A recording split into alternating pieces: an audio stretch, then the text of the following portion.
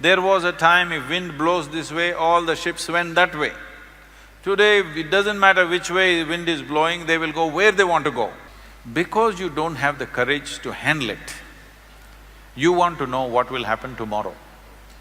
If you want to know what will happen tomorrow, one thing that will happen to you is, you will not play today's game well.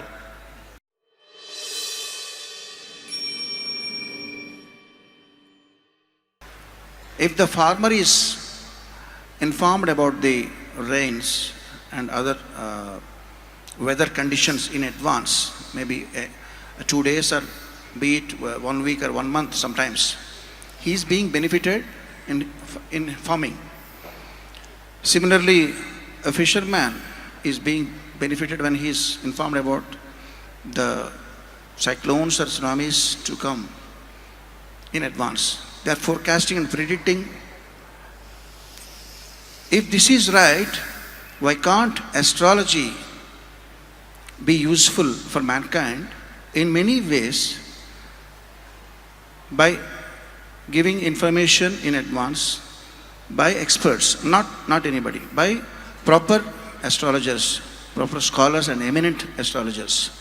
I saw a video of yourself somewhere condemning, where did you condemn? Condemned? Did I condemn anybody? No. I have not hanged anybody yet. You said there is no need for astrology. Why do you want to depend on planets, lifeless planets? But can't we depend to an extent by availing the great science all rishis developed since ages?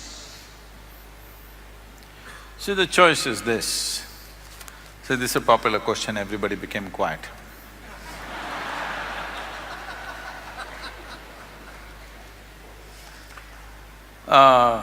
We must understand this. There is material in this world, the 5 elements, the water, the wind, the earth, the fire, the space. And there are products which have come out of these 5 elements. From a simple plant, the simplest plant life to animal life, to human beings. All these are the products of that. It is just that the products went on evolving. See, there was a time as civilizations grew, if you look for ancient civilizations, most of the time you look for pottery pieces, yes? Pieces of pottery. What pottery means is, you dug the earth and made pot out of it. You made this kind of pot, you made this kind of pot, you made that kind of pot, whatever kind of pot. That is the best they could do 1,000, 2,000 years ago or 5,000 years ago or whatever number. Today, you are digging the same earth and make a computer out of it. Same earth or no? The same soil with which you made a pot, today you are building a spacecraft, isn't it? So this is what life has also done. With the same soil, with the same elements, with which it created an amoeba, today it has made a Keeravani. All right? So, can you treat a pot and a computer the same way? We cannot… No. If I keep a pot here, we know pot will stay only here. If you don't handle it right, it'll break, otherwise it'll stay here, all right? But yes, Guruji. Today you can make a computer which will walk, which will talk, which will go all over the place. But it goes to a program. But now what a human being means is, we have evolved a consciousness. That means we can go beyond the natural tendencies of the materials with which we are made.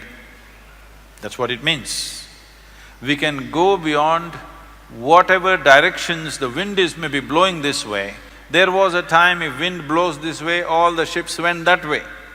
Today, it doesn't matter which way the wind is blowing, they will go where they want to go, isn't it so?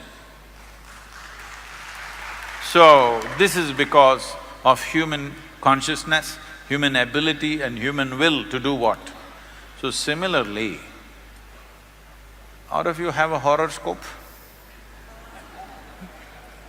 All of you have a horoscope? Just one or many versions, come on, eh? Those of you married, I'm sure you have at least two. One was made to match the alliance, another was made at birth. Those in the business know these things, okay? Now, why I'm calling it a horoscope is, I'm asking you a simple question. If there is a truly intelligent human being in this hall, can you predict what they will do tomorrow? They may do something that's never been done on this planet, isn't it? But if you see a fool, you can say what he will do tomorrow and what he will do the rest of his life. So if it can be written down on paper and given it to you, that this is what you will do, I'm sorry. Now, does it mean to say the planets, the elements and various other influences have no influence on us? Definitely they have. They have influence on us. But the question is this, do you believe that inanimate things in the world, the planets, stars and whatever else, are superior or human consciousness is superior? You must decide. Which should determine the destiny of which one? Should we decide the destiny of the planet or the planet should decide the destiny of who we are? So if you do not take life into your hands, then planets will decide what should happen to you to some extent. But if you take life into your hands, planets cannot decide, you must know this. The best astrologers in the world, in the country at least, if you tell them, I am on a spiritual path, they will say, no, we won't make predictions for you. Because you have taken life into your hands. We can't make predictions for someone who's taken life into their hands. I'm interested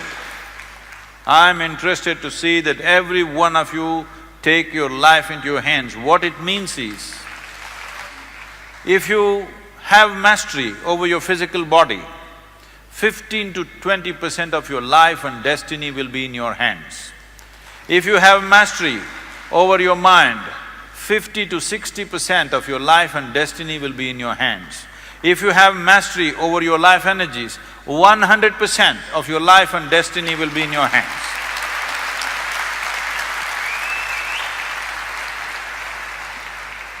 Sadhguruji, I totally agree with you and satisfied, but still disagree with you in a way. Let me tell you. I know pretty well that you love to drive a car, good car. There are signboards on the way, an accident-prone zone. That doesn't mean every car passing through that zone will meet with an accident, but it is more prone than the other areas, so that you will be cautiously driving while you are passing the… First of all, no government has any business to say accident-prone zone. Unfortunately, they're saying it. They have no business to say it. They must tell me what is the grade of the road, what is the degree of turn, and I will decide how the hell I should drive.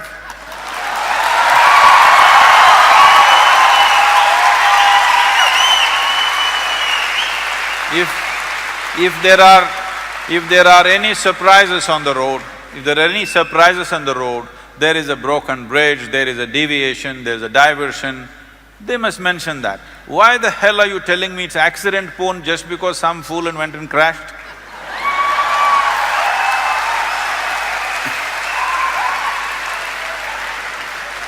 See, there are many people who will buy a car, new car, before they bring it out of the showroom, they will take a coconut and break it on the car and create a dent on the car and then drive it, because they're shit scared of driving.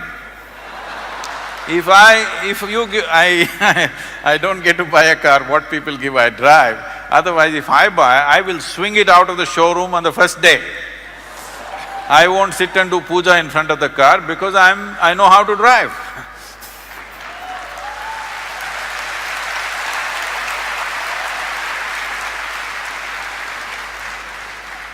For now, agreed, Sadhguruji, for now. I wish I will have one more conversation with you somewhere else on the same subject. Sadhguruji, See, what is the… No, let's understand this. See, this is all it is. There are many uncertainties. I may be very good driver, but still I can hit something or something can hit me. Always this chance is there, do you understand? This chance is always there with every aspect of life, not just with road. So the problem is, because you don't have the courage to handle it, you want to know what will happen tomorrow. If you want to know what will happen tomorrow, one thing that will happen to you is, you will not play today's game well. Yes. And essentially you are a match fixer. That is, you want to know the result before you play the game, you are a match fixer, isn't it? Right now it is for match fixing in India there is a 10-year imprisonment. So before you get married, you want to know whether you live joyfully or not. Arey? You have to get married, you have to take responsibility for each other and see that it works. There is no magic to it.